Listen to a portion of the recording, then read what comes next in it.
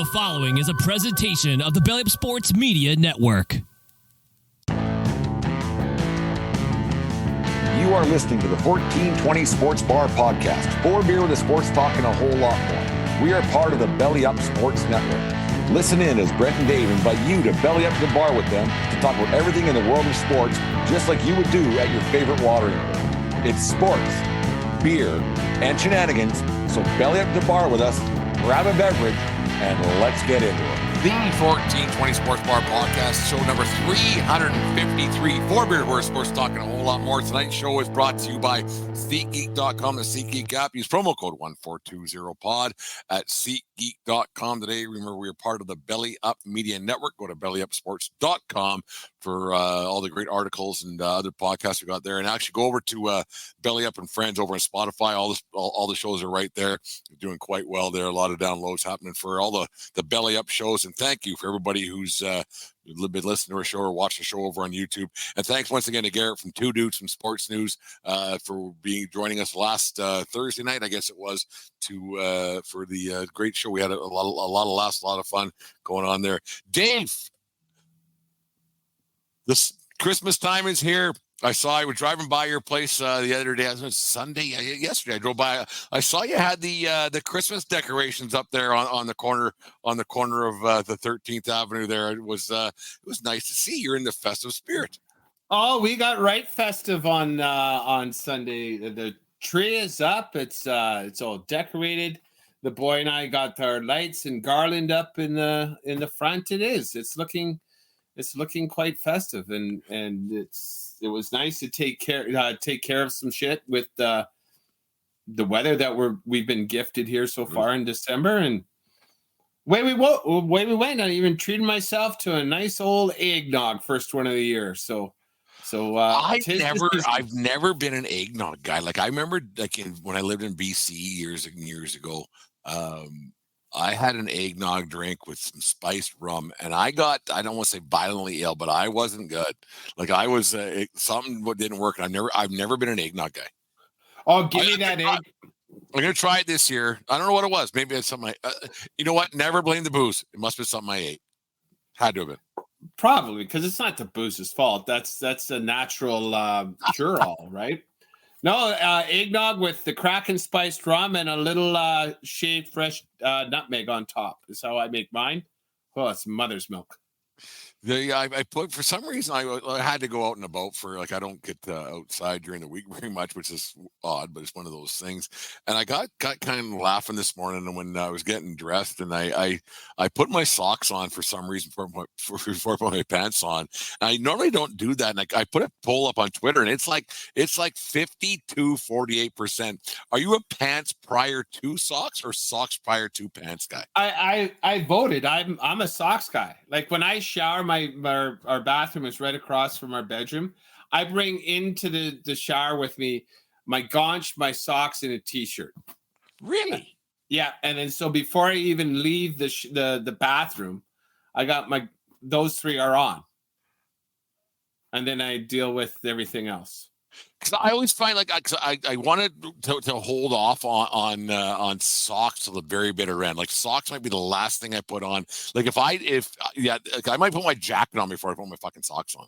I hate it. I hate socks and shoes and everything else. But it's just one of those things. Well, we got hardwood all throughout the house, and if you're walking around in bare feet, they can get a little cool. And we don't keep the house at whatever 28 like you and the producer do over there. Oh, she don't mind being toasty here. There's no getting around that. She's fucking the darkest depths of Bermuda and everything else here at the 1420 World Headquarters. One of those things. Dave, the great weekend in sports. Lots was going on. There was definitely some controversy that got released yesterday. We usually start the Monday show off with the NFL, but I this one's kind of like the college football is more near and dear to my heart, and I just because I just like it more. It's one of those things. So I thought we'd start with that a little differently tonight because it was huge controversy yesterday throughout the the Twitter land and college football and everywhere else. But they released their Final Four. The committee said that Washington, Michigan, Alabama, and Texas are getting in, and Georgia and Florida State were out. When you saw that, what were your initial thoughts? Like, I know you follow it to an extent, but what were your initial thoughts? You saw this because we've been following, like, the two of us have been following it a lot more in depth in the last few weeks. What were your initial thoughts when you saw that Final Four come across at noon Mountain Standard Time yesterday? I was shocked that they kept Florida State out. That's the one thing that shocked me. And it also got me to thinking, right? If Oregon would have won that game for the Pac-12, then both Washington and Oregon would be out, and they would have put Georgia in, or Florida State, like something. Yeah. No, they would have put Georgia in. I think so too. Like, you know, I was not giddy. I was really hopeful. I like, oh fuck, really? We might have a top four without an SEC school. And I couldn't wait for the heat that was going to be coming from those Southern boys bitching and moaning about best, toughest football in the land and not having a team in the top four. That's the headlines I was hoping for. And I was surprised that they gave the nod to Texas and Bama and not, I thought Florida State would have replaced either Bama or Texas. That's what I thought. I thought Texas was in because Texas handled Oklahoma State. I think it was on the in the Big 10 or Big 12, whatever the fuck it's called. I can't remember. There's so many different conferences and different incarnations of things going on. But the way that they won their game on Saturday, Texas was in. But I thought that Alabama played their way out of it with their performance against Auburn, and then the loss to Texas early in the season, obviously, and they had a couple other games that weren't. I don't want to say they were underwhelming, but they weren't very whelming throughout the season. Nobody's. I don't think anybody's that scared of Alabama anymore, except for Michigan right now. But that's another story for another day. We'll talk about that in a couple of weeks. But I was shocked. I was shocked that a Power 5 conference that didn't lose a game was out. A team that beat some SEC teams with Florida. They beat LSU. Yes, they some down years. They beat Clemson, but they beat everybody who was in front of them. And that's all you can do. And that's the bad thing about college football. You can only play who's in front of you and beat who's in front of you. Do you need to run a score up every week? Apparently you do.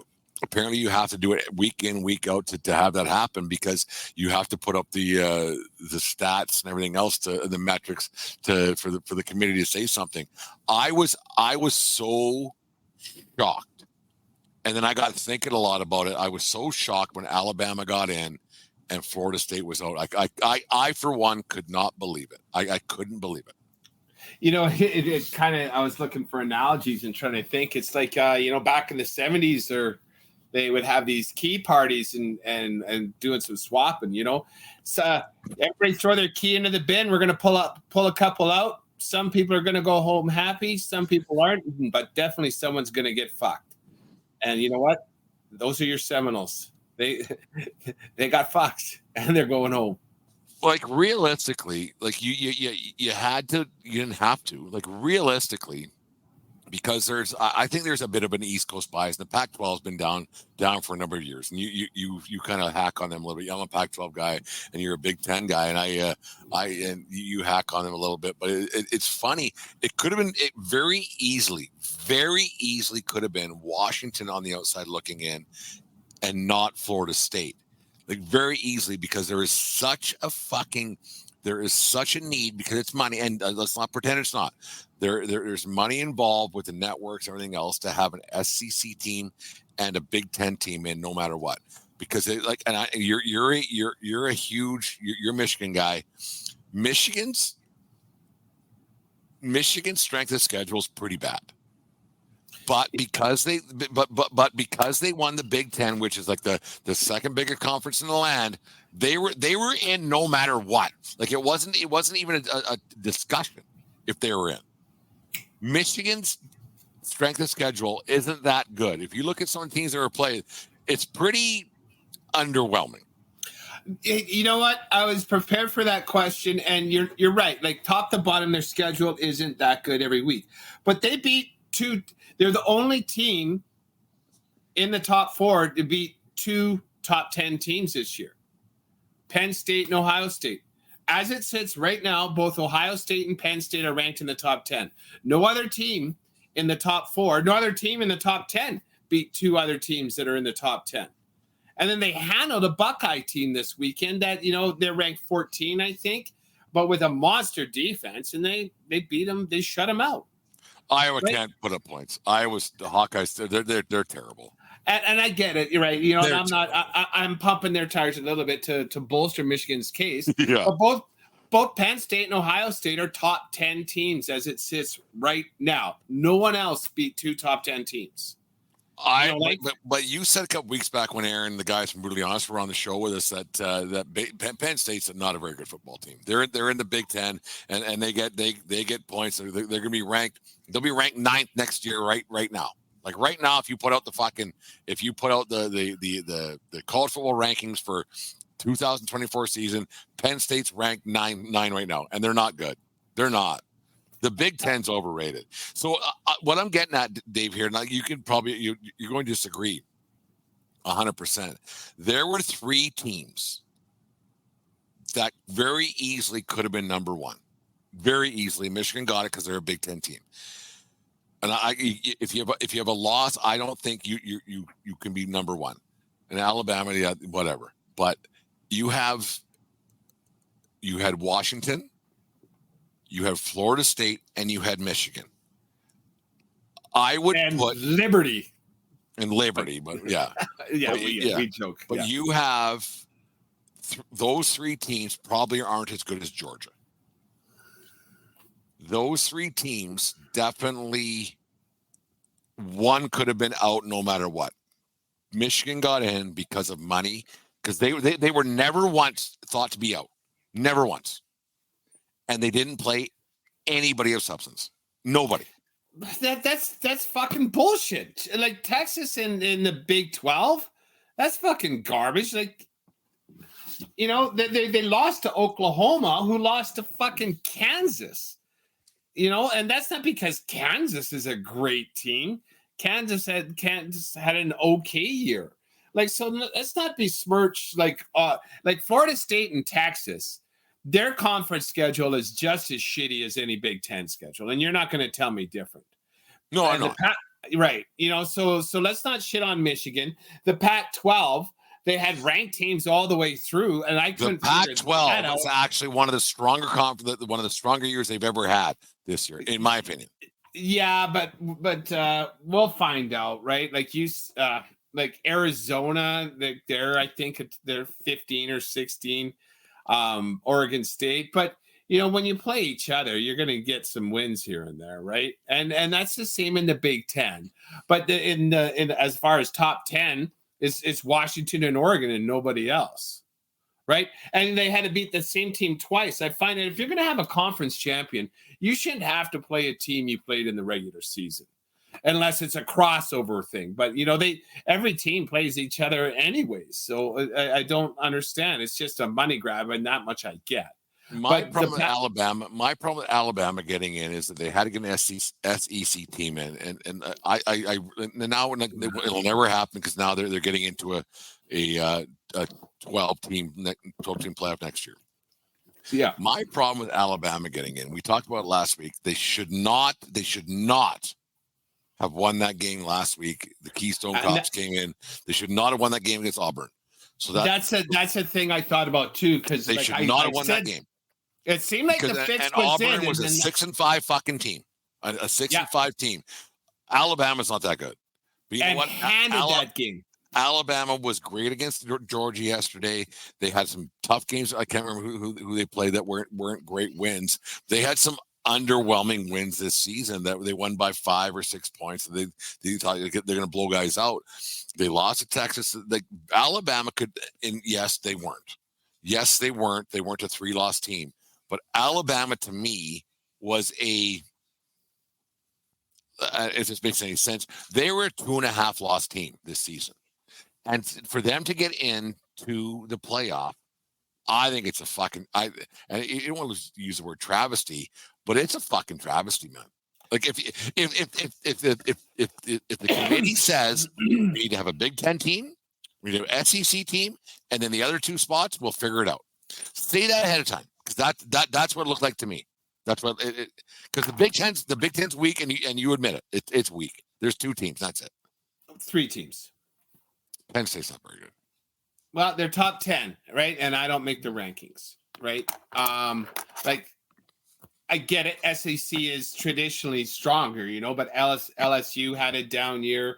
Auburn had a down year. Who else is Tennessee had a down year? Like they're okay.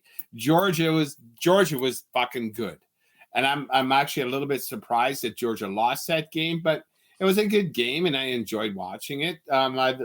The team I didn't like won, and and then you think about that again, so if the fix wasn't in against Auburn and Alabama loses that game, but still beats Georgia in the SEC championship game, can you put a 2-loss Alabama? Exactly. But now they're the SEC champ. You can't. If some fucking punt returner, I can't remember his name, who I'll never hear from again. We'll never hear from him again. For Auburn, doesn't drop that ball. Alabama's a 2-loss team. Yeah. They don't give them a day to throw the ball on that final drive, right? On that final touchdown. Thing. Yeah, it was too much a head scratcher, and it. The fix was in. The fix was in. The fix was in because and that's the thing. Like we can't have Bama lose because if they beat Georgia, they're not weak. They can't justify putting a 2-loss team in there, and then they can't justify putting Georgia in there because. They lost because Bama would have been the SEC champ, right? Yeah. You can't put a non-champion team in there, but apparently you can if it's the ACC. Well, and the ACC 13-0 team, yeah, who plays nobody, right? Like the ACC is they beat two SEC teams this year. Yeah, who was down? Like who they beat? LSU and someone else, and Florida. Yeah. Big whoop, right? If the SEC is so great, you can only play what's in front of you. Yeah, no, and I agree. And Florida State's the one that got jobbed. The one thing I will say, even though I don't agree with it, I do understand the decision. I was listening to a podcast today, where the committee that selects these 4 teams, they have criteria. And one of the criteria is competitive games going forward. And with Florida State being on their 3rd string quarterback, I get that as an excuse. It still fucking sucks for them. And I'm not a State fan and I don't like the ACC. Like I've never liked the teams from Florida.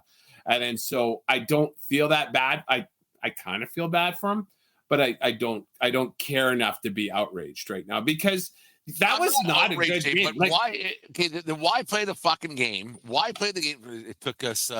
We're 18 minutes in for someone to actually score. That's a new record for the 1420 podcast, and it was me this time instead. Well, no, I said someone's getting fucked, but go ahead. So the thing is that they got screwed. And if somebody gets shot, dies, whatever, breaks their ankle, that isn't the rest of the guy's fault. They still won every fucking game. And college football, that's one thing with college football is that yes, there are weaker players, 100%.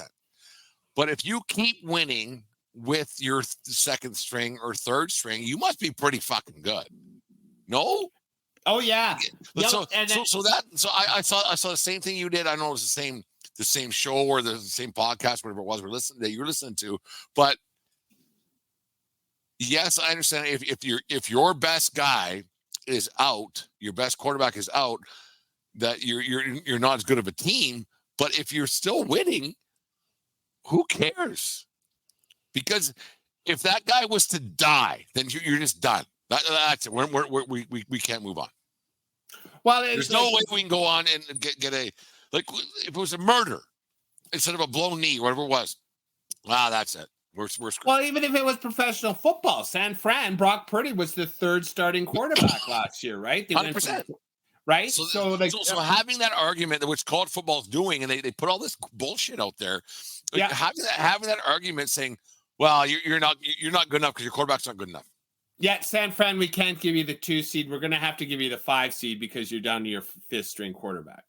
No, San Fran played the games that was in front of them with the talent and the roster that was available to them, and they went out and they kept winning games. In fact, like it sends a bad message, like NCAA student athletes, and we're noble and we can't pay these kids because they're students and they're not. No, fuck them. They went 13-0. They overcame adversity. They won with their second string quarterback, and they put them. Same with the rest of the fucking team. Yeah, for the rest of the team, for the second string linebacker who made a tackle, for this guy who did this, or for the wide receiver who did this. What's the same with the rest of the team? Like, well, I'm still here, and we won every game. Yeah, it's a bullshit move. It's a bullshit move. I completely agree, and like Louisville, sure they made their conference championship game. I don't think they're no one fears Louisville, but they're a good program. If the Seminoles would have went out there and beat them by 30 with their third stringer, would they be in then? Probably, yeah. Probably. And then who would be out? Bama, Alabama, or would they have? Or would it have been Texas who would be an outside looking in? Texas might be out, or Washington might be out because all of a sudden the Pac-12s they don't play anybody. Alabama was in no matter what. Whoever won that SEC championship game was in no matter what, and it's a crime. It's an actual crime. I agree. Like whoever won that Alabama, Georgia, if they would have won, that would have been a no. Right? Right. Yeah, if Georgia would have won. Yeah, but a one-loss SEC champ is they're making the top 4. And I also so why don't they say that? We'll never know because they'll never say it. Why don't they say if you win the Big Ten, you're in. If you win the SEC, you're in. And then the other 2, well, we'll figure it out. Well, yeah, because there's 4 spots and there's 5 power. There's a Power 5 conference, right? So yeah, someone has to be on the outside looking in. And I think if the powers that be, there's always going to be a Big Ten because of the history of Big Ten football. Like I think even money wise, it makes more money than SEC football. The Big Ten network is huge. Yeah, it's huge. Yeah, because they have a far more national following wherever they go, whereas the SEC is the South, and like they're more rabid and diehard maybe, and that's where a lot of the football players come from. And the thing is, I'm not for 1 second saying that Alabama is a worse football team than Florida State. Not for 1 second. And I'm not saying for 1 second that Georgia is a worse football team than Florida State. Not for 1 second. But what I'm saying is that you can only play who's in front of you. And if a guy gets hurt and they still keep winning, that says something. And Florida State deserves to be in there. And it's so fucking rotten that those. And I'm not an Alabama fan, but it's fun to. You always have those teams that you watch to hate. Like you hate fuck them, right? One of those things, and it's fine, but it's just not. It's not right for football. And like if there was let's say if it wasn't Alabama or Georgia, let's say that this is all hypotheticals. If it was Notre Dame, unaffiliated, yeah, are they in? Probably not. Oh, one loss of Notre Dame team. I bet you they would have made a play and might have even got in because that draws numbers. No one draws eyes like Notre Dame, right? Yeah. So I don't know. And you know what's shitty? It's not shitty. It actually is shitty. You know who's going to win? A team that shouldn't be in there? Alabama. They're going to win. No, Michigan's going to take care of them. They're not that good. At the Rose Bowl. I hope you're right. You keep saying that, but the Michigan is that good, man. Fuck. Ohio State was ranked ahead of them. Like they weren't supposed to beat Ohio State. Like I watched a lot of football on Saturdays. Alabama and Georgia are good. That team that fucking Texas beat, They weren't as good as they were about as good as Iowa. They weren't as good as Ohio State. That Florida State Louisville game, neither of those teams are as good as Michigan and Ohio State. So you got to stop saying that, man. I watched the fucking games. Yeah, it's gonna be interesting to see how it all turns out, but it stunk to all high hell yesterday. I came back from baseball there, and I was like, oh man, I was like, here we go. I am surprised. I was shocked. Yeah. That 2-1 loss teams got in over an undefeated Power 5 conference champion. 100%. Anyways, we'll see it all plays out New Year's Day and everything else coming ahead of time. But anyways, the 1420 Sports Bar Podcast, for Beer Sports talking a whole lot more.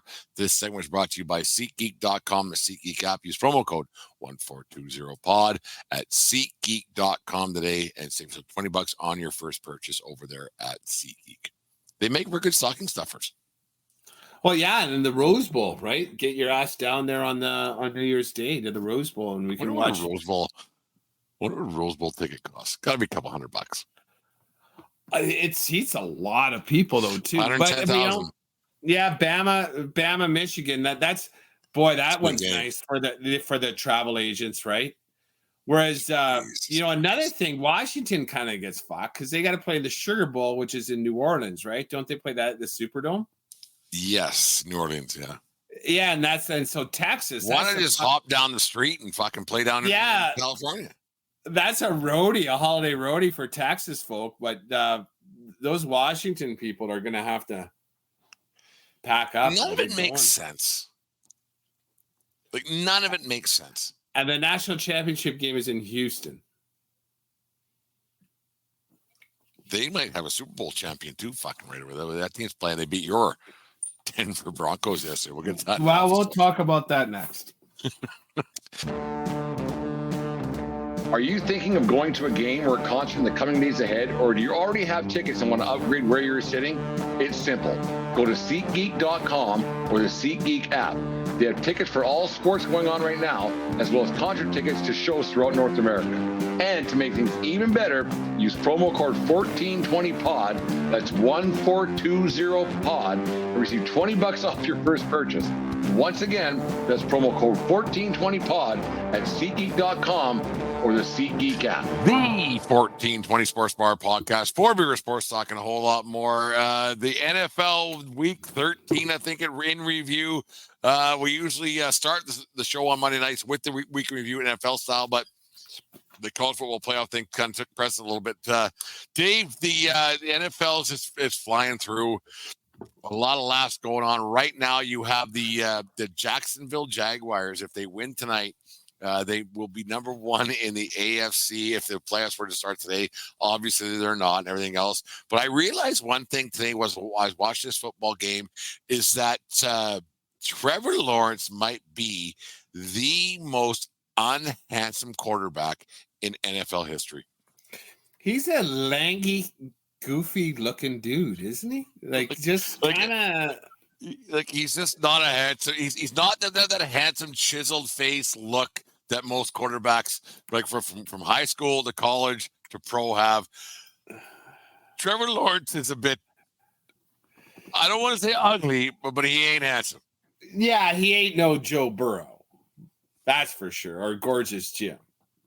He's putting together a pretty good year. I'll give him that much. And we judge our quarterbacks based on what they can do on the field, not on the cover of the magazine. But yeah. But he's an odd looking duck.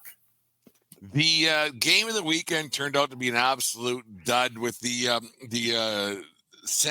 Los Angeles Chargers and the New England Patriots 6-0.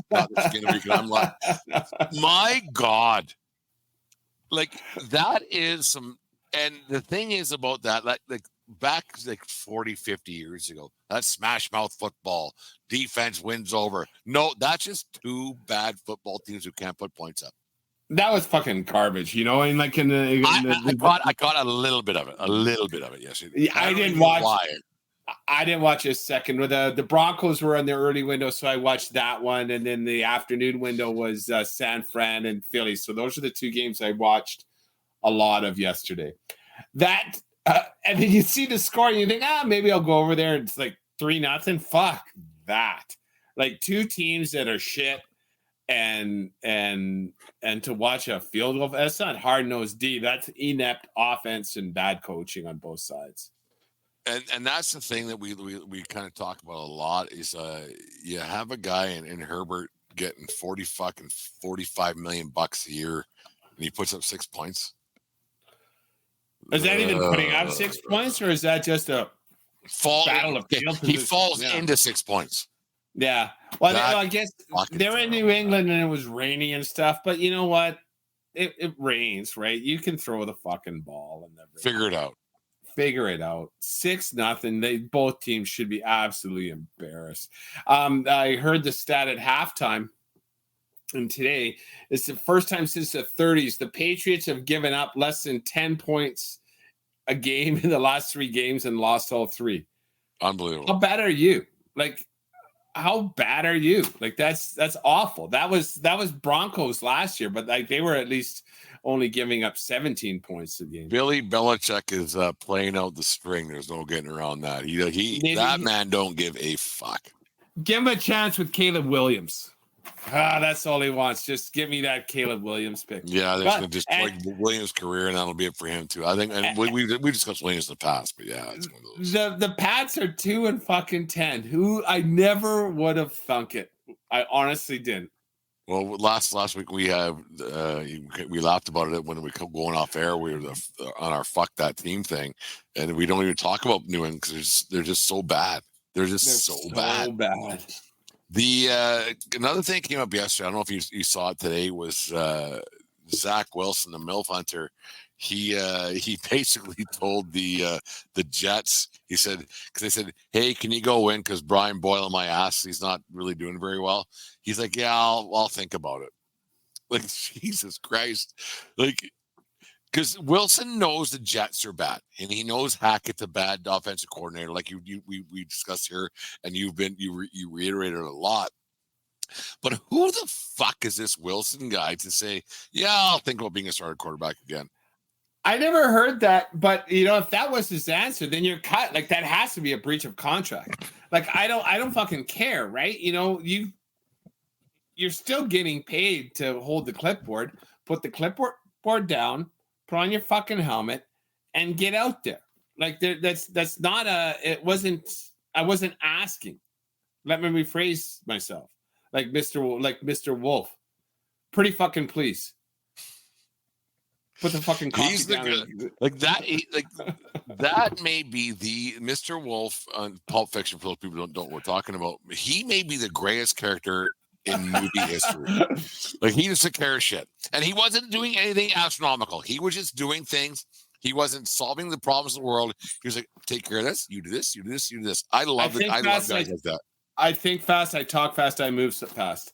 So pretty fucking please with sugar on top. I love guys like that. In my old life, I was kind of like that in the construction world. You're doing this. You're doing this. You're doing this, and fuck off, and you can fuck off too.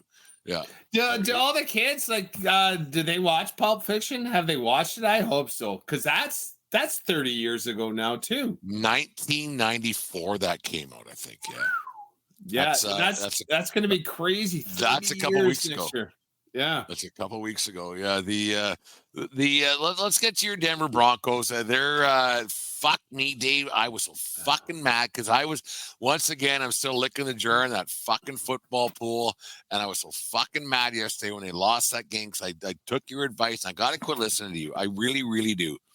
But in my own heart of hearts, I thought they're going to win that football game yesterday and they should have. But that team. And we have our weekly frauds favorites, and fuck that team. But fuck me, you win 5 in a row and you play a Dallas or a Houston team who's on they're coming up. And it's a game you got to win to get a playoff spot and everything else. I was so fucking mad at you yesterday. I was going to call you and swear at you or just text you over the phone. I was like, that's got to be the most fraudulent team right now going on, because that was a fucking bullshit performance. Let's pumped the brakes on that, it was one person, and that was Russell Wilson in the second half. Like he threw two really costly picks, and Denver still had a chance to win the game in the last 10 seconds. And he throws a pick on that one. Like, fuck, turnovers cost you. Well, obviously they cost you games, but if you win the turnover battle, winning games becomes a shit ton easier, an absolute shit ton easier. And he threw these fucking picks, gave Houston a short field, and then only down by 5 points at the very end. And he's fucking around. Not just the last pick. That was on third down. He threw that pick. Fuck. You don't think I cussed? I fucking cussed. Like, Jesus fucking Christ. What do you do? What do you do? Denver's schedule, it doesn't look too bad coming home. But, Russ, like, stay within it. Like, you were playing within the system. No one was relying on you to win games. And then now we ask you to win one fucking game. But, well, like, first, you didn't have to win the game, but now you did because you threw two picks. And now it's laid there right there. Here's your fucking plate. Here's your meat. Here's your knife. Here's your fork. Eat. And he fucking shit on his plate. Fuck, that makes me mad. That makes me so mad. I think I'm 3 out right now in that pool, and I was like, fuck me. Because like I said last week, I've never won one of those fucking things, and I'm licking the jar like I'm there, and some things, and fuck me, I was fucking hot yesterday because I thought for sure that Denver was going to win that game, but one of those things. But you fucking Jesus Christ, that made me mad. The game of the week was supposed to be, and it turned out to be an absolute fucking dud. The San Francisco 49ers and the Philadelphia Eagles. Oh, Aaron. Absolute shit kicking. Who is better, Brock Purdy or Christian McCaffrey? I think Matt McCaffrey's all world. I think he's the best back in the league. And that's up for debate. But she might be a co-MVP type of season for those two boys. Yeah, Brock had a game yesterday too. And this was a statement game for the Niners. Philly got punched in the face and then in the mouth and then in the gut. And then they got their pants pulled down and a little spanking. Spanked on the hoopski. Yep. And now go home and tell your mom how good you are. Because you just got taken to the woodshed in front of dummied. In front of your home fans. They weren't greasing poles that night in Philly, I'll tell you that much.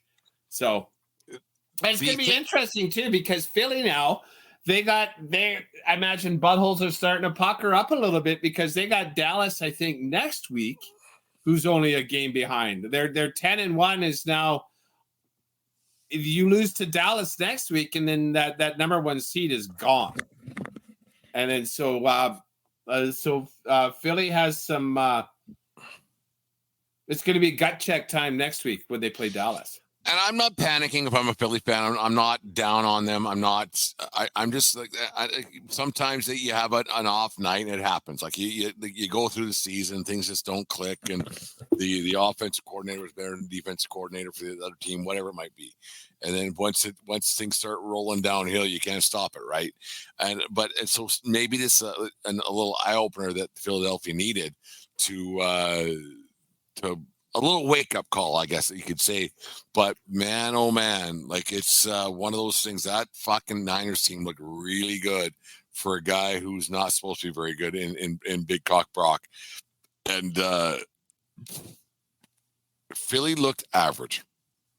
Absolutely average. Yeah.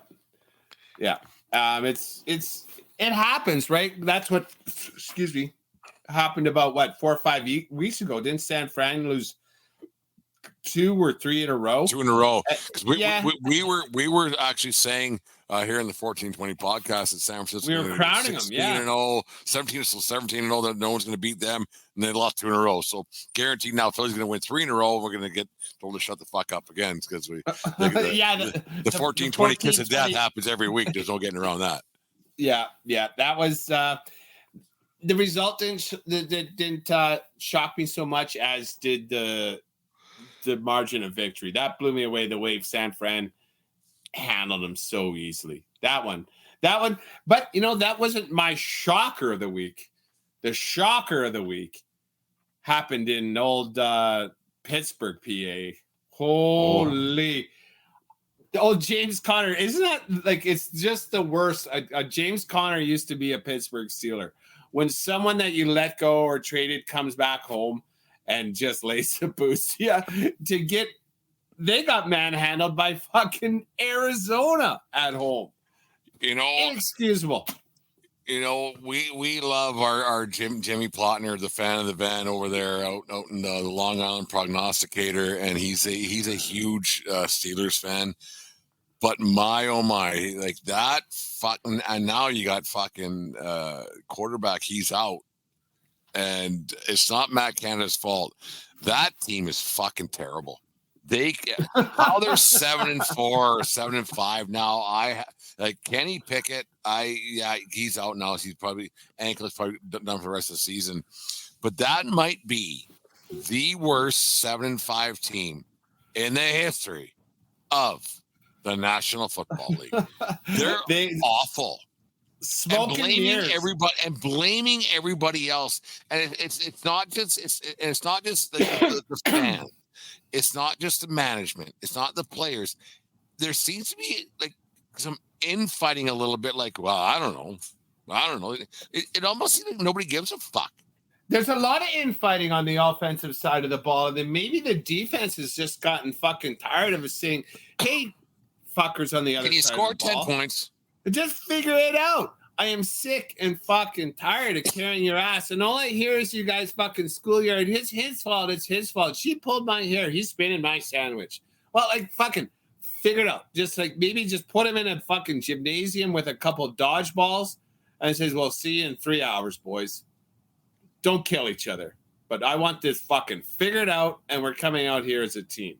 Because it's gross. How that team, we talked about it earlier on the year. I don't know how they were doing it with smoke and mirrors, beating Baltimore, beating Cleveland, and then they beat someone else. It was like, how the fuck are they doing this? But they were doing it. And now they've run out of luck. And now what do you do? Right? The rubber is hitting the road right now, and they're terrible. They're starting to realize what they are, and they don't want to dig deep and figure it out. Speaking of digging deep and figuring out, sorry, total sidetrack here. I like sidetracks. I meant to bring this up in the college football. Did you see that highlight from the Michigan-Iowa game where that Michigan run back with about like a minute left in the first quarter? The kid from Iowa who came all the way back? Yeah, number 4. That is going to be on coaching clips till the end of time. Keep going. Because that fucker, he ran down in kickoff coverage. Look, tomorrow I'll clip it into this little conversation we had. Like, unbelievable. I just reposted it while I was waiting for us to start. Unbelievable. Here. So he runs 60 yards in pump coverage, misses the tackle, and then runs all the way back, and he's pushing people out of the way. Get the fuck out of my way. And he he tracked that guy down 80 yards the other way. 140 yards that fucker ran. I haven't ran 140 yards in 14 years. At full speed without slowing down, and he got faster towards it. I can't run full speed. That's one of the most amazing sporting clips that the heart of. No, it was unbelievable. Yeah. You talk about heart of a lion. That guy had the heart of a lion. He's no Tim Tebow. He's right there. Yeah. One of those things. It was crazy. I want him on my I will bet you that kid just made himself $1 million by doing that. I hope so. Like Ever Ready Battery or something or Viagra or something. That's probably for whatever sport, whether it's hockey or football or baseball or soccer or football, whatever. I hope there's coaches at amateur level showing that today, saying this kid knew he fucking missed something and he didn't quit, and he.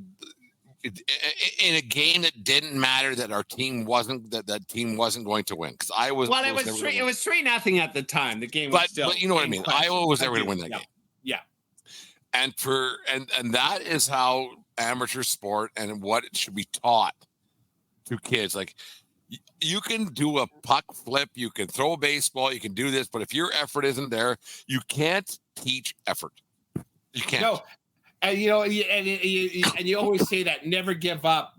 Play to the whistle blows. Like you can say that stuff, but you can't visualize it. That was never give up. Visualized. It was. That kid probably made $1 million by doing that. I hope so. I do hope too. so. And he wasn't doing it for $1 million. He's probably he's on special teams, so I don't know. Oh, fuck! And that was yelled at. Right? I'm missing it. Yeah, no, let's get him on the show. We'll find out who he is. No, number 4, unbelievable.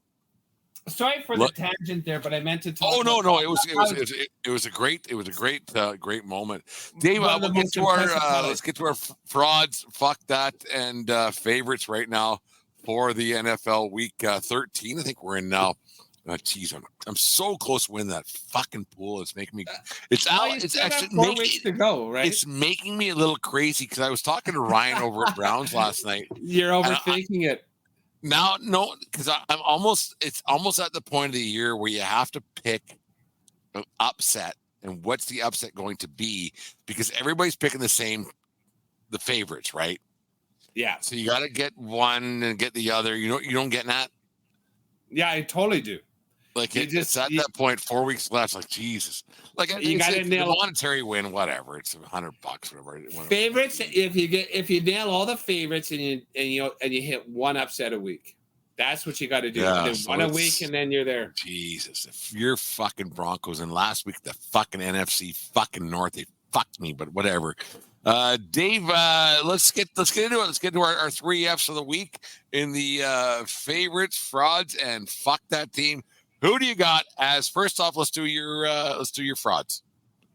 Well, the frauds, I don't know if I called him a fraud last week. I know I called him overrated. I think it's, even though they won this week, Detroit Lions, you can't beat New Orleans 33-28. If Detroit thinks they're going to make noise in the playoffs with a defense like that, they are sadly fucking mistaken. If they run up against, I don't know who's the bottom, but they're not playing 2 games in the playoffs this year. Their defense sucks, and they gotta figure it out. Detroit is not near as good as their record. So I have it solely on the Detroit Lions, even though they won this week. My fraudulent team this week is the Kansas City Chiefs. I think they got a major problem there. They're not that good. You can't. You're supposed to be a Super Bowl contender. You have a team with what is the best player in professional football today, in Patrick Mahomes, and you go into Green Bay, and yes, it's a cold environment, and Green Bay plays well at home for 30 some years now, whatever it's been, but the Chiefs are fraudulent, man, and I think the distractions that go along with that team and everything else going on with that, they're just not that good. Like they aren't. You can't lose like they did to a Green Bay team who's not on I don't want to say on a rebuild, but they're not a championship contender. I think the Chiefs are fucking fraudulent. They're not that good. They aren't winning anything this year. They're not. They're really not. I'm not 100% on that, and I did watch that game as well. And and to touch on that, I thought the fix was in there on that final drive, where Patrick Mahomes got hit cleanly. The officiating was horrible in that game. Oh my God! And then they missed. I was actually texting with a buddy who's a Green Bay fan during that game, and I said that was a bullshit personal foul. And then the refs, the very next play, didn't throw a flag on that obvious PI against Vontez Scantling. Makeup call. See you later. And then when I texted him, I go, Scantling would have dropped that fucking thing anyways. Don't worry about it. And then but like it's too bad the officiating on both sides had to be so bad, and Kansas City lost, and and that's not the same Green Bay team that Denver beat 3 weeks ago. Denver beat fucking Green Bay. Well, they also beat KC, but I'm not kidding anybody. I don't think Jordan Love's pretty good. Not great. He's pretty good. He looked pretty good there yesterday, and so I don't know what it takes for a quarterback to play consistently all the time. If it's a comfort or what, but he played really well last night. It's just and I listen to a lot of shows and watch things a lot. And do you think maybe and I'm not, I could give a fuck about Taylor Swift.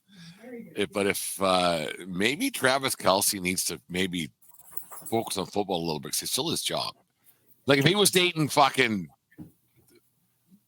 Josephine Winters. The supermodel of the week. It doesn't matter. I think that boy needs to focus on it because it's still his job. And you still have a lot of guys depending on you, like your quarterback, your lineman, they're on and on. That boy needs to focus on his job a little bit more than he has been. That's just my opinion. And I don't know what he does. He seems to me like an absolute professional. I don't think he's out doing things he shouldn't be doing. I think winning football games is really important to him. And you know what? He's been carrying that team. You know, he's the only guy. Kansas City has just trash receivers. You spend all this money on a quarterback and he can make anybody look good, like, you know, Tom Brady. But Tom Brady always had at least 2 targets. These smelts that Mahomes has to throw to, Jesus, I got a pair of hands. You might as well hit me. Yeah, I'll play. Rams. I'll play for, like, no one's gonna guard me because I'm slow, right? Like, you know, like, fuck. We're wasting a guy on him every time, and I'll just go out and catch my 5-yard slant, get lit up, and then go on the IR. There you go. Who's your right now? We won't get to fuck that team because that's always my favorite point. Who is your right now? Who is your favorite to win the Super Bowl?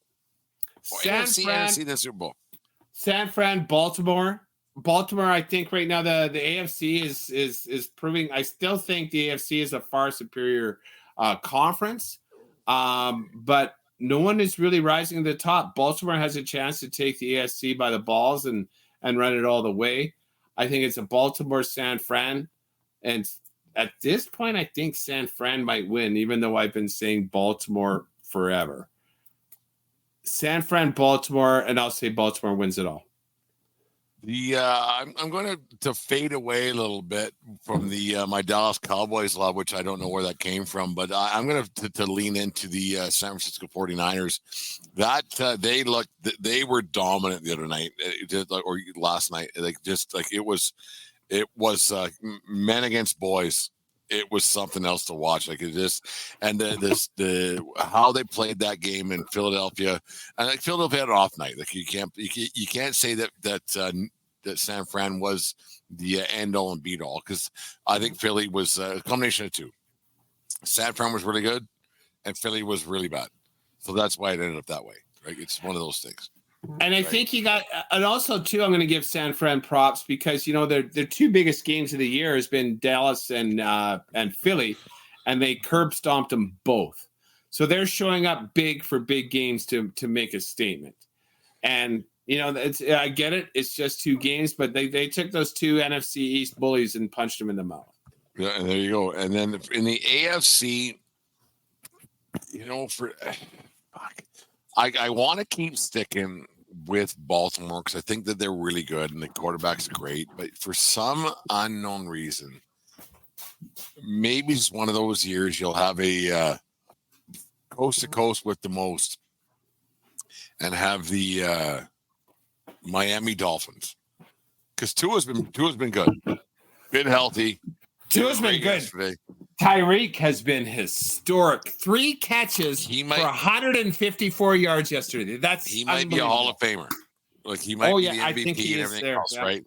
So I'm going to switch things up. So I'm going to go with the San Francisco 49ers in the NFC, and then the Miami Dolphins in the AFC right now for right now, because eventually those 2 teams have to get it done.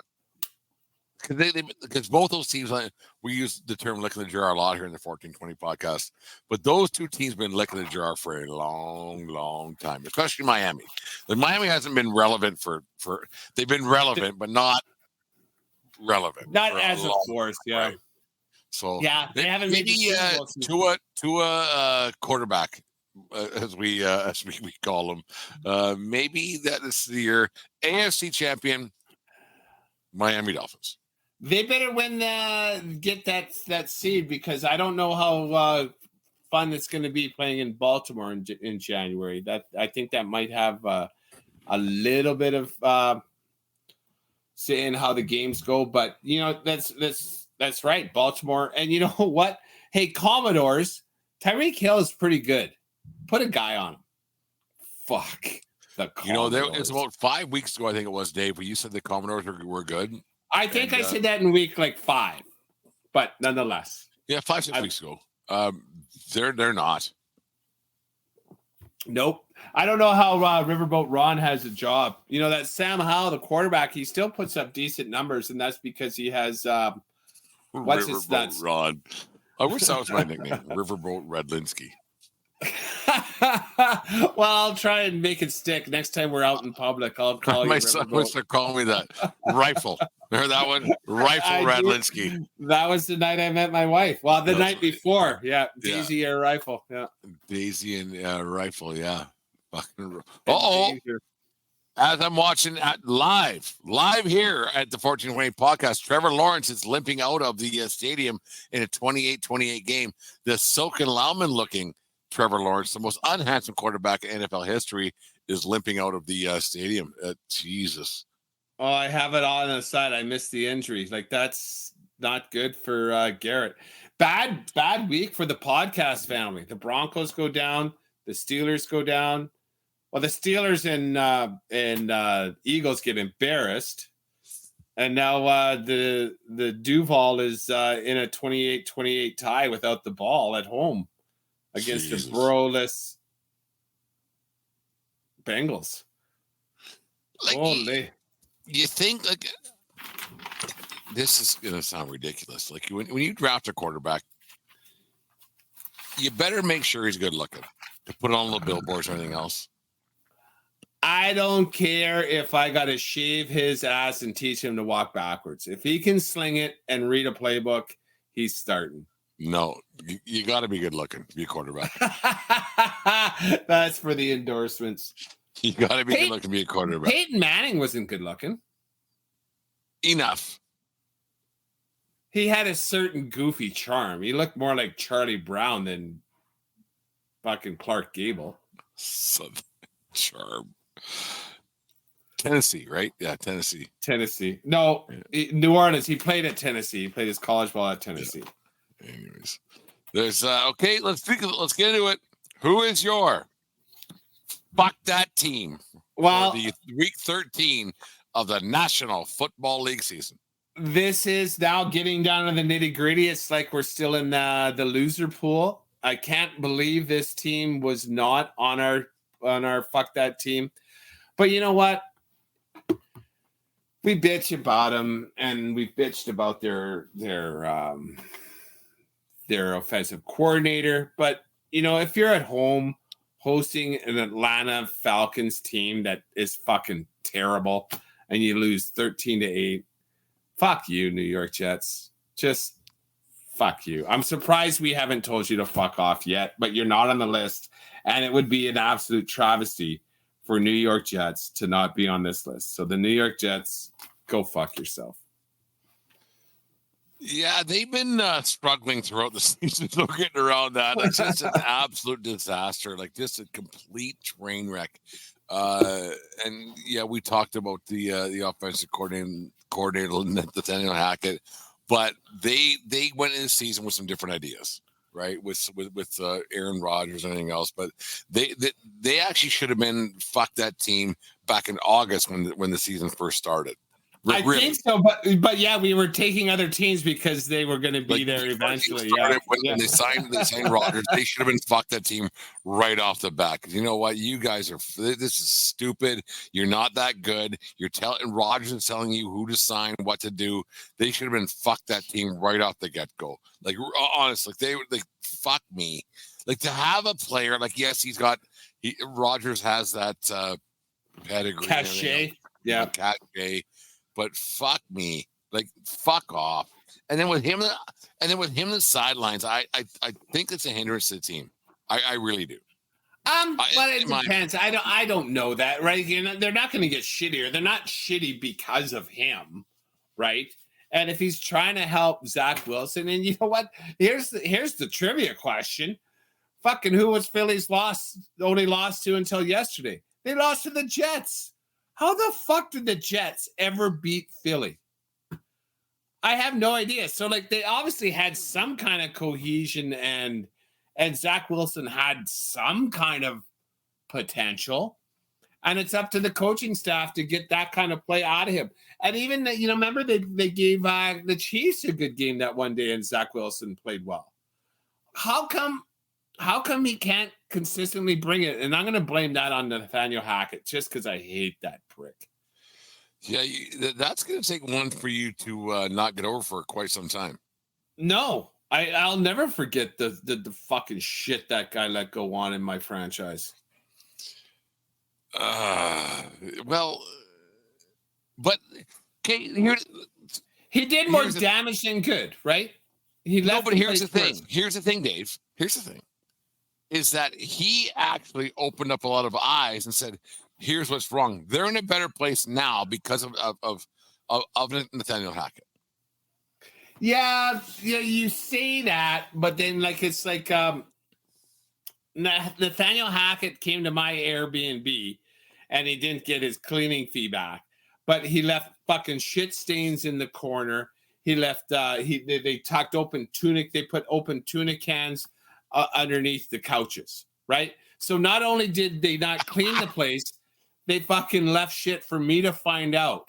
To like, what the fuck? What's the worst trick you've ever played on a roommate, a friend, a hotel mate? They talk about tuna cans and everything else. What's one of those tricks you ever? Because I like back in my junior hockey days. That's 30, 40 years ago almost now.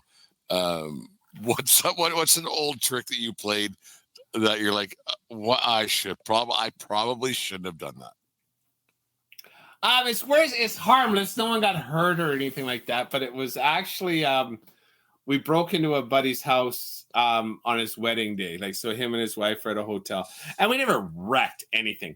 We put a bunch of you take a glass of water, you put a card on it, flip it upside down, and pull the card out, and now it's an upside down glass full of water. Yeah, I did one of those in the bathroom, and then I also took Saran wrap and did a good job of it.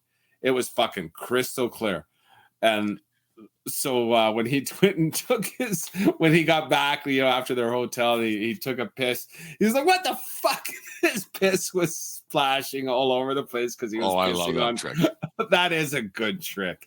And it's harmless. It's a little bit gross, but at least he didn't take a shit on it. We when Poozer, it's actually Poozer's 51st birthday tomorrow. So happy birthday to West Stockton. My very first friend I ever had in my life. Happy birthday, Poozer. I was 4 years old, 19th Street. He was on 18th Street. So the very first friend I ever had in my life, West Stockton. It's his birthday tomorrow. But anyways, when he got married, he was 21, 22 years old to Marcy. They're still married to this day. And the wedding, we were young, right?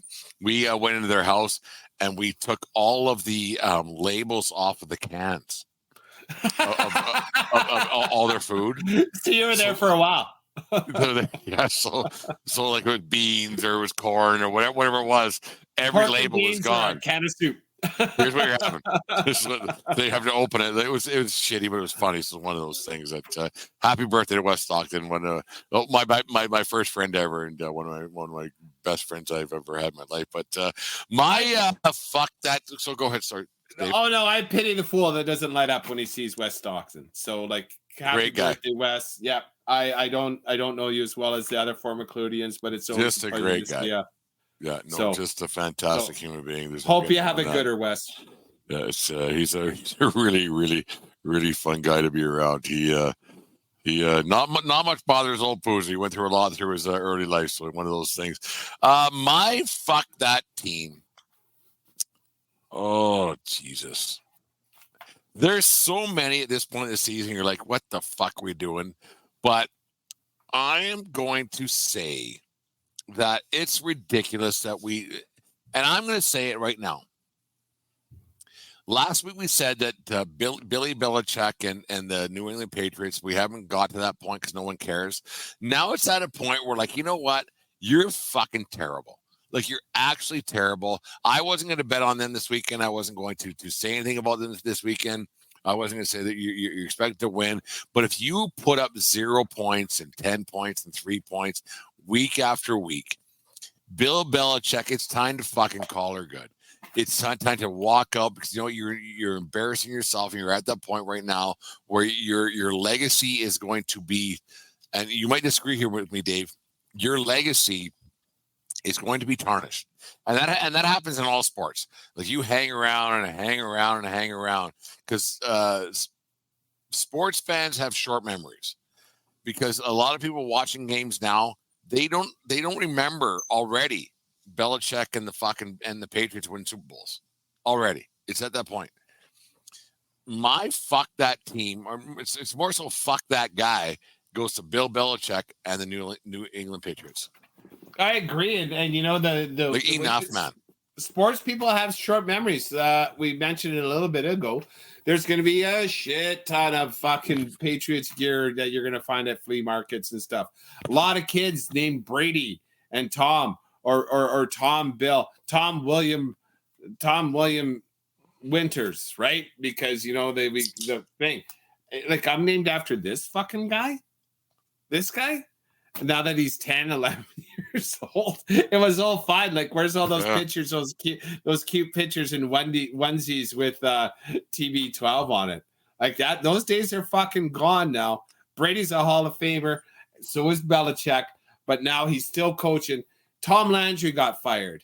Don Shula got asked to step away. It happens to them all.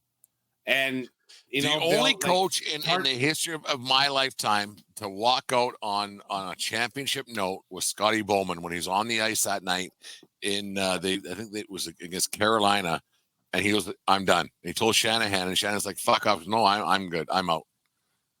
And that's the only time. And fucking when Brady said I'm out, Belichick should have done the exact same thing. And it's an arrogant attitude. It hurts. It doesn't hurt. You still have the memories of your championships. But Belichick looks like a fucking tool right now. That team's bad. Fuck them. Fuck the Patriots. Fuck Belichick, and fuck them all. That's my opinion. Right. You're allowed a down year or two after Brady leaves, but you know you're going backwards.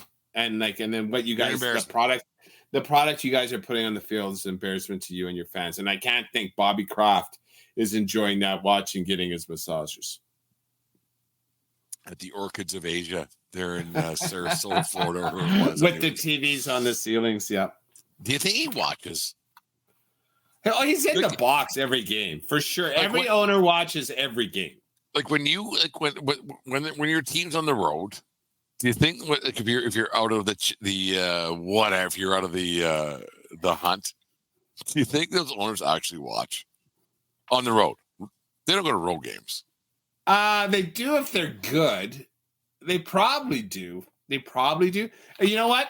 In fact, if I was an owner and my team was sucking ass, I would for sure be on the road, because I want to talk to people making decisions after the game. What's going on here? How are we going to make this better? What's going on here? How are we going to make this better? Because this, like, I don't fucking dig on this, especially Bobby Kraft. Like, there's no laurels you can rest on now when your team is 2-10, right? You can't go home and fucking look at those trophies. You can't look at the rings on your hands and feel good. You can, actually, Dave. When you're 2-10, though, Jesus fucking Christ! He's got 6 I want Super Bowl one more fucking trophies in his house. Yeah, that's true too. But like, I don't know. It's 6 more than any other owner right now has. Well, you know, you go to the finest restaurants in the world, and you keep wanting those 5-star meals, and all of a sudden you're eating Big Macs every fucking week. I want to start eating some fucking steak again, because I know how good this is. And this Big Mac kind of fucking sucks right now. If they were Whoppers, you wouldn't be complaining. I love a Whopper. Just don't bring it in your car. It stinks the next day. Fuck, I hate that fire broil. Just makes the interior of a vehicle stink. Whopper or Big Mac? I'm a Big Mac guy all the way. I That's don't the know if best, though. The only thing I've ever eaten, the only thing, my one item at BK is, we've said it before, is the original chicken sandwich. I don't care for that fucking charcoal taste on Burger King burgers. Fuck, I love a Whopper. Oh, I can't remember if it's my favorite fast food burger is either A&W or Wendy's. Those are better than McDonald's and I'm BK. a Teen Burger. Teen Burger 1. Teen Burger's a great burger. Quarter pounder cheese 2. Whopper 3. Oh no, like a Dave Classic is a nice one too. Because I don't know, they got crispier lettuce and tomato there. Like a Dave Big Classic. I'm not big lettuce on a burger guy. Just one little thing. But the QP, I can't remember the last time I had a QP. It just didn't satisfy me. It wasn't as good. Have you had one like within the last couple months? This morning. I don't know. I don't know. No. It's been a couple weeks. Yeah. A few weeks. A couple months, actually. A couple months. I like quarter. But when so the meal for fast food for us is when we're leaving town is either Wendy's or Taco Time. Oh. I love Taco Time. I can eat Taco Time till I puke. I like so Taco much Time better than Taco Bell. Yeah. Deanne's mom used to work at Taco Time years ago in the hat there. So we have sauce, like the I know just, what you're fuck. That is something. That's something to behold. That is something to behold. It's a the nice Taco Time little sauce. blend. I'm going to say it for the third time in 24 seconds. The Taco Time sauce is something to behold. It makes everything taste better. Oh, it's so good. What's your go-to there? The burrito, the soft taco meat burrito. Yeah. 2 of those, two Mexi fries. Yeah. And, oh yeah, fuck. And I unroll and then 9 of those sauces, right? Just bing, bing, done. Yeah. I unroll my burrito and then put like 6. Yeah, and then rip the sauce back. And you roll it up. You pour the shit. You roll it back up. Eat the guts out of it, and then dip it. And then it's so. Oh good. Yeah. It's so much more. It's so much more filling. It's so much more filling than Taco Bell. Like they're big Taco tacos, Bell is right? fast. Yeah. Oh yeah. It's not near as gimmicky. It's just like, here's your fucking food, eat it and enjoy, and you do. It's a far better pseudo Mexican experience. Fuck, I might get on that tonight. Back on.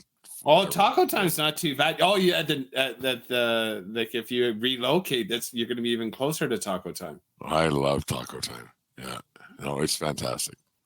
We're really going. Anyways, the 14. Have you ever had one of those? Have you ever had one of those crisp meat burritos? Deanne loves those. They're so good. Deep fried meat and cheese in a. Yeah, burrito. Deanne loves those. No, I've been my thing with Taco Bell or Taco Time forever. Like it's just I've been doing that forever and ever. Soft super Mexi fries and a Coke or a root beer. Root beer. I when I meal it up, when I get my soft drink, it's root beer. I can't sometimes do a soft drink a lot of times. I can't. Yeah, I don't care for it because I would never drink soft drink with a meal at home. So especially if I've had a couple, which I've been known to do, I can't. Like I won't order a drink. Like Deanne will have it or whatever. It's like Diet Coke. She'll drink Diet Coke like the fucking work forever. But I can't. If I've been drinking beers, I'll have a meal, whatever. But I can't transition into a Coke. Yeah, because that bloats you more. Like I know exactly what you think. Oh, then you feel like hell. Yeah. Never blame the booze. Once again, Dave, never blame the booze. We talked about this earlier on the show. I better stick to beer. There we go. 1420 Sports Bar Podcast. 4 Beer Sports Talking a whole lot more. There you go. Taco Time. You should sponsor us. There we go. I love Taco Time. I love it. You are never too old or too cool to show support for your favorite team. Fans Edge, who's an affiliate of Fanatics, has everything a sports fan could possibly be looking for. From hats to apparel to giftware and memorabilia, Fans Edge is the place for you.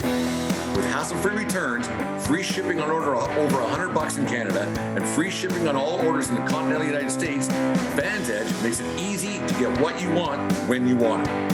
Just click on the link on our Twitter and Facebook accounts, and that will take you directly to our Fans Edge affiliate pages, and you can start shopping.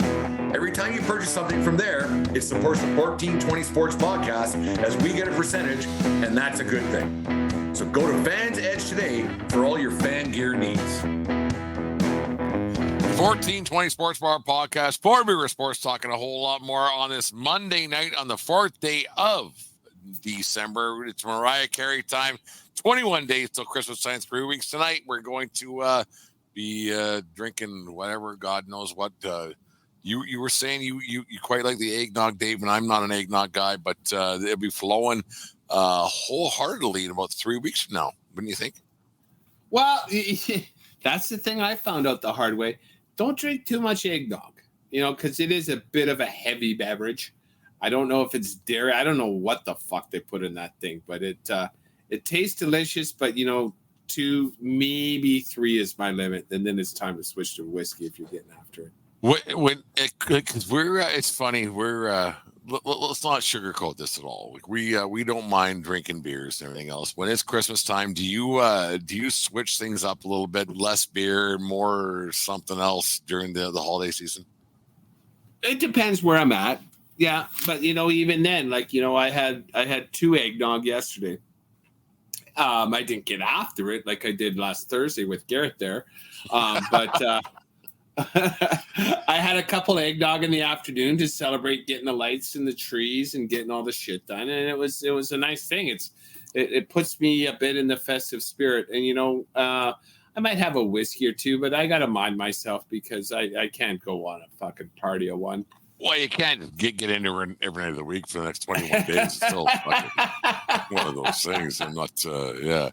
I love the Christmas season. The music starts playing. I haven't got into I usually play a lot of Christmas songs, but it's a little early yet to be full-time Christmas things. But and the weather here, and the weather we haven't had snow since October. Yeah, that's odd. And that's odd. Yes.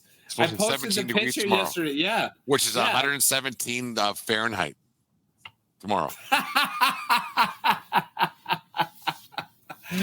no, I always laugh when we talk about temperature. We used to talk about a lot back in the early inception of the 1420 podcast. We talk about the temperature, and the American listeners are like, 17's cold.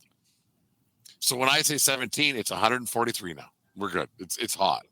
It's about I'm gonna say 30. No, it's gonna be high 40s, 50s. Yeah, it'll be like 40, 45, degrees. 50 degrees. Yeah. Did you see the Nate Bargatze Saturday Night Live?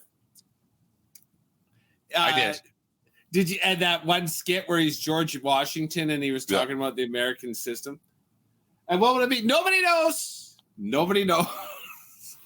It was the only country to do that. Yeah. Cracked the shit out of me. Fuck that skit made me. Anyway, Dave, was something we started 3.5 years ago here at 1420 World Headquarters. We're moving. We'll talk about that on another day, probably Thursday. We'll get into that a little bit more. But one of the what we do every Monday night now. One of my favorite things is, and I come up with these simple. I don't know why I come up with these and how they come about, but who is better? Saturday night, I sat down here with my blushing bride. We watched Kiss's last concerts on pay-per-view. That was it. This is it. The last time, this time, Kiss, the I Was Made for Loving You, Baby, the whole bit. Who is better? Paul Stanley from Kiss or Stanley Roper from Three's Company? That's a good one. I wish Stanley Roper. He only had like a 2-3 year run because they shifted him off to hire Mr. Furley. So this one has to be without a shadow of a doubt Paul Stanley. There's no doubt about it. Paul Stanley's the clear winner of this one. Kiss is it's like we all kind of laugh about Kiss and they're kind of a joke and whatever else, but it's entertaining music, right? You listen to it like we were watching the other night on the music. We turned up a little bit and it was like Kiss is phony and fucking whatever. It's kind of fun, yeah. But it's fun. It's fun. Don't think too deep. They're not splitting atoms. They're not trying to solve problems of the world. They go out. There's confetti. There's this, the makeup and spit and blood. You know, it's the branding. Stanley. They were the first ones to kind of figure out the branding of a band. And Paul Stanley, like I've seen Kiss a couple times. That motherfucker can sing. He struggled. He's 73 years old. I think he's my mom's age. Oh, yeah, so he's a lot of crack his voice a bit. And so the opening song the other night, he was bad. It wasn't good. And then his vocal cords got going a little bit, and he got into it, and it got better as the night went on. Like it was a fun show, and it was $40 to sit down here and watch Kiss. And I think that was my first concert back in 1983. The Lick It Up World Tour at the Sports. That was unmasked, so you didn't see him in makeup then the first time. So that was my very first concert with Aaron Platz and Lee Hildebrand back in 1983 when my mom just dropped me off because my Auntie Awesome was inside. So yeah, you'll be fine. So it's funny. 40-some years later, you're sitting down and watch those guys. So it was one of those things. I think Helix opened up for them. Give me an R. What a bunch of losers. See. Anyways, Dave, who is better? CNN broadcast guy Anderson Cooper, who I quite like, or Hockey Hall of Famer, former Edmonton Oiler, Glenn Anderson? Anderson Cooper. I'll tell you why. Because Glenn Anderson, I love that guy as an Oiler. I really fucking loved him. He played 1,000,000 miles an hour. That goal he scored in 1984, I think it was, against the Islanders, like right in the middle of the slot. Wow. Oh, hair on fire, fearless, a little bit dirty. Team Canada, right? Yeah. But he was the 6th best player on that team. That's how good those teams were. That's how good that's like. Honestly, like so Gretzky, Curry, Coffey, Messier, Fuhr, Anderson. He was the 6th best player on that team, and I love him. And all Hall of Famers, all Hall of Famers, and then you throw Kevin Slow in, who got the pay for Kevin Lowe's on Hall of Famer, but anyways, Anderson Cooper kind of made his way on his own as a reporter, as a personality. And, and I think he takes a balanced and clear look at things. God damn. Do I want to take that back? No, I'm taking that back. Give me Glenn Anderson for my youth. And I love the way that guy played fucking hockey.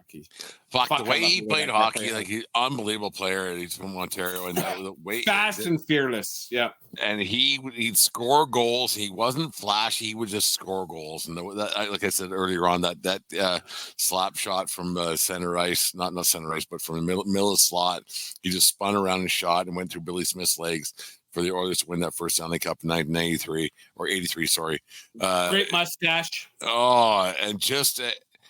He wasn't great, but fuck, he was good. So you know what I mean? Like he was one of those guys who like, fuck, I wish that was my career. Did he play on that? And that's here to say. Here's the thing, Dave, is that the thing I like about because you just said he was the 6th best player on his team. Could you imagine how I can just go through life? I'm the 6th best player. I could just I'm getting paid.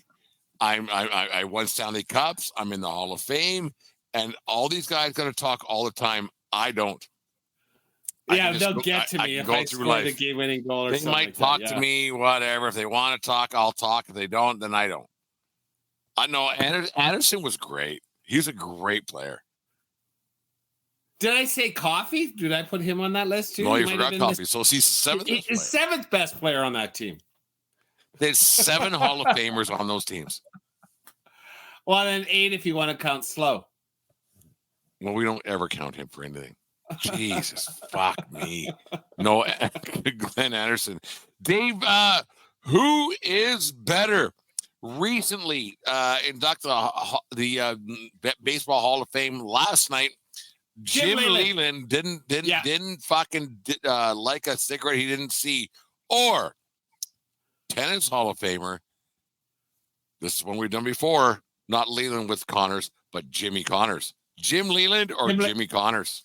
Jim Leland, that guy was fucking awesome. He brought the Pirates back to relevancy with Andy Van Slyke, Bobby Bonilla, Bobby Bonds. That was great baseball back in the day between the Pirates and the Braves. Got traded. He went to the Marlins, won a World Series with them. 97. Yeah, fucking hiding in the back of the dugout, smoking his lung darts. Fucking rights, Jim Leland, old school. Jimmy Connors was such an egomaniac. I never liked him. I was a John McEnroe guy, still am to this day. Jimmy Connors can fuck off. He was about signing autographs and being a pretty boy and being a spokesman. I never liked Jimmy Connors. So Jim Leland wins this one by a landslide for me.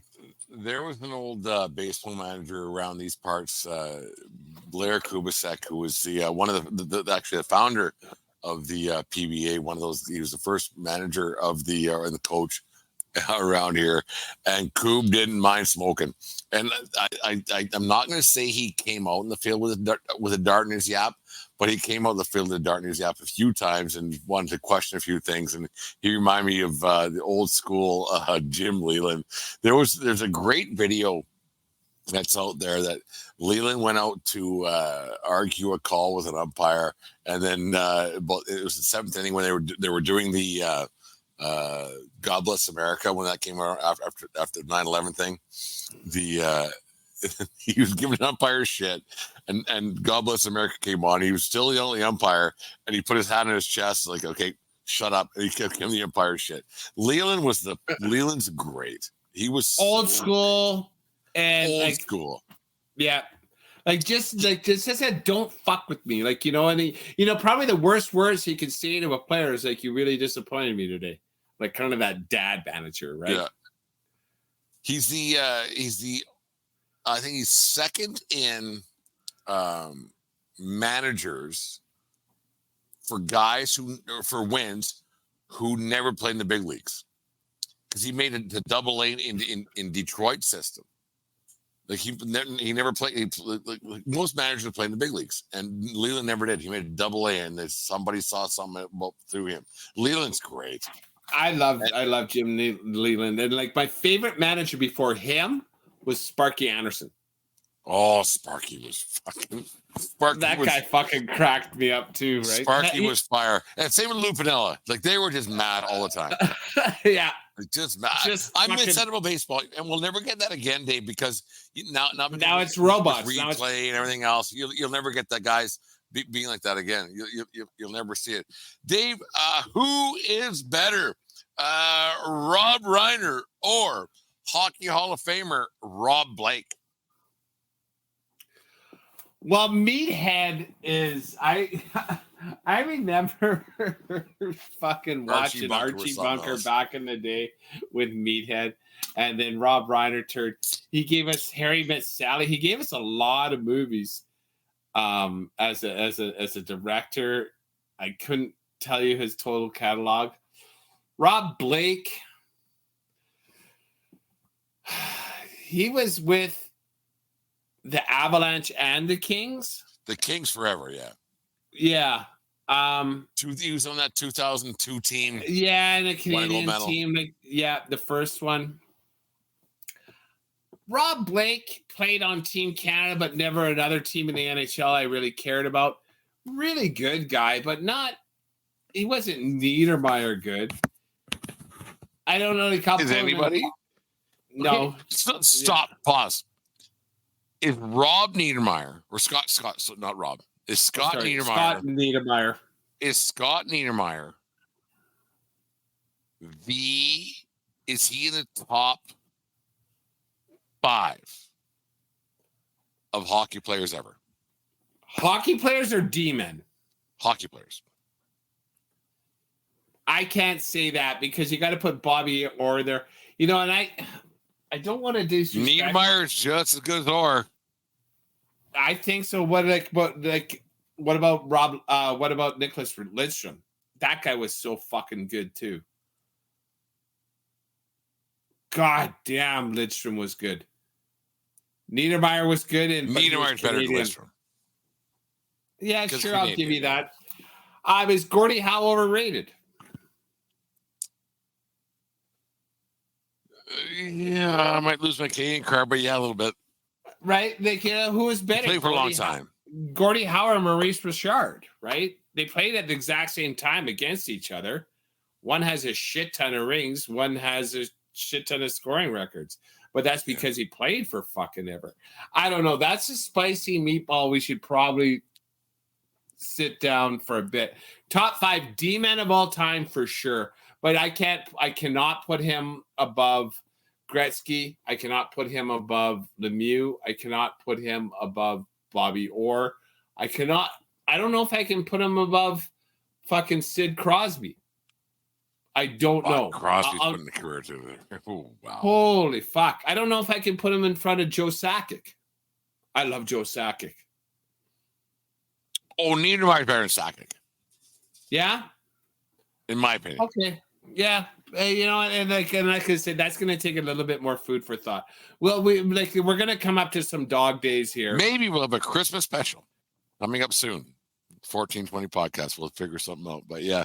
Last one. We'll call her good for the night. Who is better? Bob Barker or $1 million a year every year on July the 1st, Bobby Bonilla? Who is better? I tip my hat to Bobby Bonilla. He was like, his name came up. That's kind of funny. How I talked about him with his days with the Pittsburgh Pirates, and the Mets paid him forever to just go away. Still paying him. But Bob Barker, come on. That guy is a fucking icon. I remember from, I don't know when I can start remembering things like grade 1. Summer vacation, have lunch, watch Price is Right, watching like having your fucking grilled cheese sandwich, and then once Price is Right was done, you bring your dishes to the sink, and mom kicks your ass out and rides your bike with your friends. That was forever. Every summer, sick days, Price is Right. Like it was comforting. Like I watched a lot of Price is Right back in the day. I don't know if I've watched one episode with Drew Carey, and he's been doing it for 20 years because I'm not home in the middle of the afternoon. And if I am, I'm definitely not watching fucking Price is Right. Bob Barker by a landslide. Bonilla's a borderline Hall of Famer. Borderline Hall of Famer, flamed out with the Mets, right? He was $1 million really a year for fucking 20 years and not play. We got the wrong agent. We got the wrong agent, but also too, that's not bad for the franchise. Like, because when they made that deal, it was like, holy fuck, you're squandering. And now $1 million now, like for the Mets. Oh fuck, sorry. Oh shit, I forgot the check. Let me run out to the car. And then come out with like 500 honeys. That Cohen is so rich. Like he loses. He forgets where he puts $1 million a year. Would you look at the what was your favorite game on the Price is Right? You remember the oh yeah the potting game. And I never understood why people couldn't spin the big wheel around at least once and adjust it. Yeah, like the weak people that couldn't get it of one rotation. I mean, I guess you're 80, whatever, but like yeah. The putting game was nice. I liked it. Like I forget what it was. Like you have to buy some. How many of these to make a price between $5 and $10? Okay, I want 3. I want 10 packages of certs. and they retail for 35 cents and Retail price is. Yeah. Oh, do you know what else? The one where you punched the paper. What was funny is like when we were like me and you were close to the same age. It's like we're talking about retail price in Canada compared to America. Like, what the fuck? Like, well, that was 8 years old. I don't know what anything cost. I just put it in the cart. What was funny is that like retail price, you're like, why the fuck am I paying $1 for a can of Coke when it's 43 cents in the States? Like, what the fuck's going on here? I'm getting ripped off. No, it's just funny. Bob Barker. Bob Barker. He's a Hall of Famer. Yeah. Oh, he's a Hall of Famer. There's no doubt about that. And he beat up Happy Gilmore. Game show host Hall of Famer. Like it's Wink Martindale. That was the fucker on Newlywed Game, I think. Bob Barker and Alex Trebek's the king, I think. Yeah. And who's the guy with the fucking 8-mile long microphone for the match game? From the match game. I remember listening to, I forget what podcast, but some guy was talking about he was a showrunner or whatever on the match game back in the day, and the interviewer like, how much coke were they doing on that show? That was all his first fucking until it was gone, man. Yeah, all of it. Different time, yeah. They were tipping it off the dump truck in front of your house. Whatever. Anyway, Dave, it's Sheets Christmas time here at 1420 World Headquarters. We're doing a bit of a move where we got stuff going on here. Your house looked very festive. I'm quite proud of you from what I saw there. Well, I'm glad you enjoyed our efforts. The front is the same. We a couple little tweaks this year, but we don't add to it because, we're not those people. We acknowledge and we're festive in a tasteful fashion. How does that sound? What's your favorite Christmas song? You know what? I put on Christmas tunes when we were putting the tree up. And the first song that came up, I don't know if it's my favorite, but Wham! Last Christmas. I like that tune. That's a good song. Yeah. It's not my favorite. And RIP to the dude from the Pogues, that you bastard, you think, like with the goofy fucking teeth. Yeah, he died the other day. 53, 54. April Wine guy died as well. Oh, my wife told me that too. Yeah, I like April Wine. April Wine had some good tunes too. One of my favorite shows, not a concert, because we one of the very first shows you were on with me when I said one of my favorite concerts was, and you made me say it wasn't a concert because it was a 38 special when April Wine opened. So it was a concert. It wasn't an event, but it was a thing. So April Wine, it's Canadian icons. April Wine looked fantastic. But yeah. Anything else, Dave? I think we're wrapped up. I think we got her all covered for today anyways. Are you are the Broncos making the playoffs? Perhaps. Well, that's not an answer.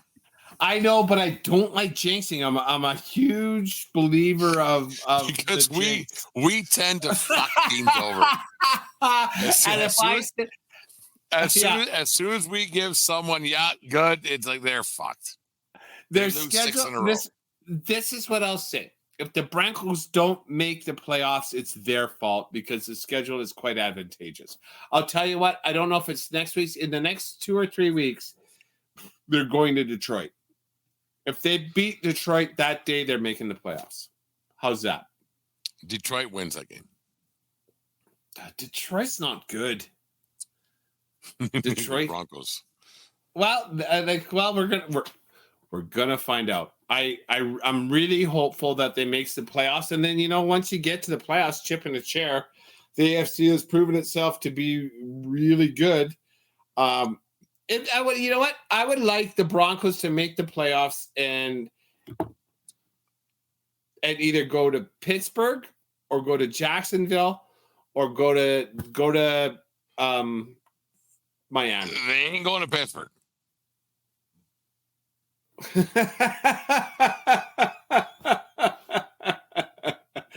Their defense can't win games every fucking week. This isn't the Baltimore Ravens. They ain't going to Pittsburgh. Pittsburgh's bad.